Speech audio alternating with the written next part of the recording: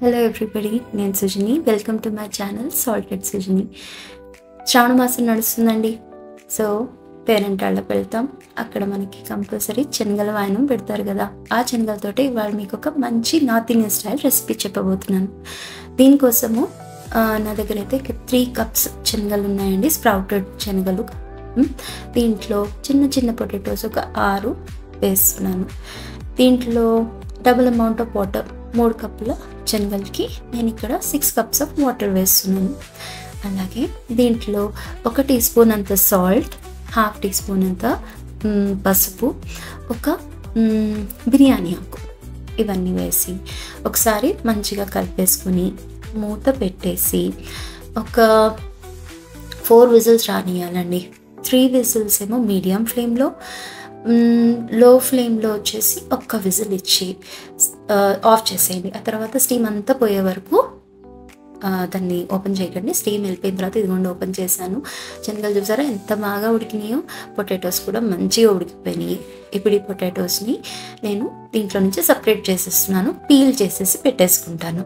Okay, next వచ్చేసి నేను onions అండి, ఒక 2 బిగ్ సైజ్ ఆనియన్స్ని సన్నగా చాప్ చేసేసుకున్నాను. ఇప్పుడు ఒక ప్యాన్ పెట్టుకొని దాంట్లో తగినంత ఆయిల్ వేసుకొని, లైక్ ఒక 2 టేబుల్ స్పూన్స్ ఆయిల్ కొంచెం ఎక్కువ వేసుకుంటేనే బాగుంటుందండి. చూడండి మీ ఇష్టం, మీకు కావాలంటే తగ్గించుకోవచ్చు. 2 టేబుల్ స్పూన్స్ ఆఫ్ ఆయిల్ వేసుకొని 1 టీ స్పూన్ జీలకర్ర, 4 ఎండుమిర్చి, ఒక బే లీఫ్ అంటే బిర్యానీ ఆకు ఉంటుంది కదా, అది వేసేసుకొని మంచిగా ఒకసారి కలిపేసి దీంట్లోనే ఒక చిటికెడు ఇంగువ కూడా వేసుకోండి.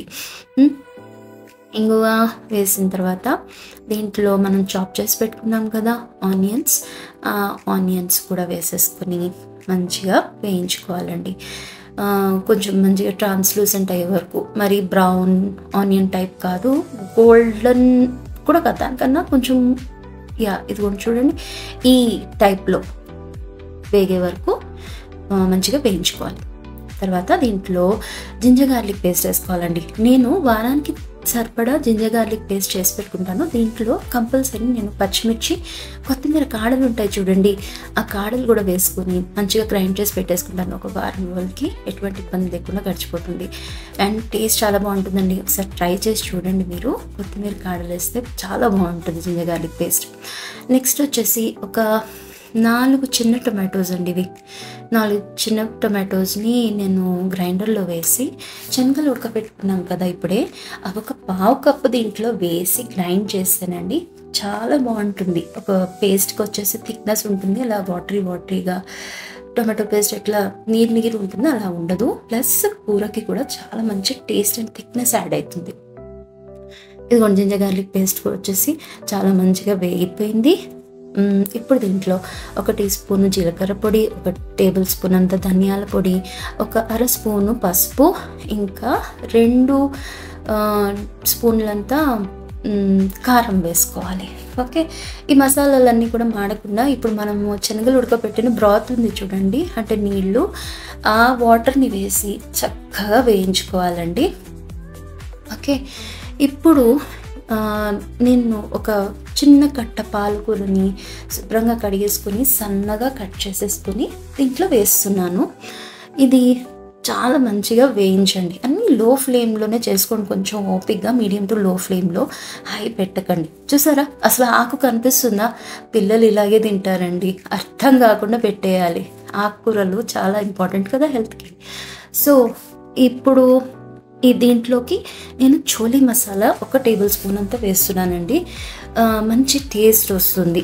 ఓకే, చోలీ మసాలా వేయడంతో ఇప్పుడు మనం గ్రైండ్ చేసి పెట్టుకున్న టొమాటో పేస్ట్ ఉంది కదా, ఆ టొమాటో పేస్ట్ని వేసి మంచిగా వేయగనియాలండి. ఇక్కడ మీకు పేషెన్స్ కావాలి, కొంచెం టైం పడుతుంది, బట్ మంచిగా లైట్గా ఆయిల్ లీవ్ చేసేలాగా టొమాటో పేస్ట్ మంచిగా వేగిపోవాలి.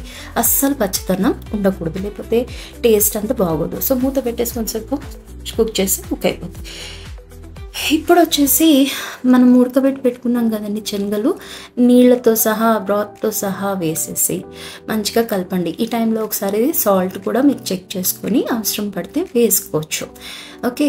అండ్ ఏవైతే పొటాటోస్ పెట్టుకున్నాను కదా, అవి నేను చేత్తోనే మ్యాష్ చేసి వేస్తున్నానండి.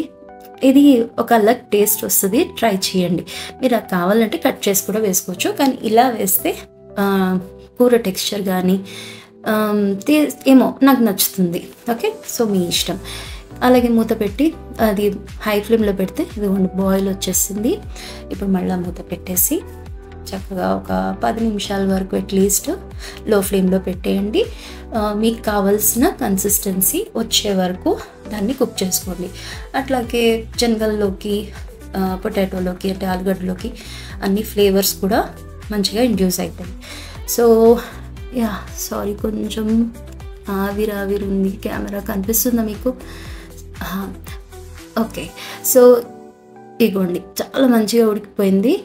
అండ్ ఈ టైంలో నేను కట్ చేసి పెట్టుకున్న కొత్తిమీర ఇంకా పచ్చిమిరపకాయలు వేసేసుకుంటున్నానండి. లాస్ట్‌లో వేస్తే చాలా బాగుంటుంది. దీన్ని నేను జీరా రైస్‌తో సర్వ్ చేస్తున్నాను. మీరు రోటీ పుల్కాతో కూడా సర్వ్ చేయొచ్చు. చాలా చాలా బాగుంటుంది. జీరా రైస్ రెసిపీ నెక్స్ట్ రాబోతుంది. Stay tuned. Thank you for watching.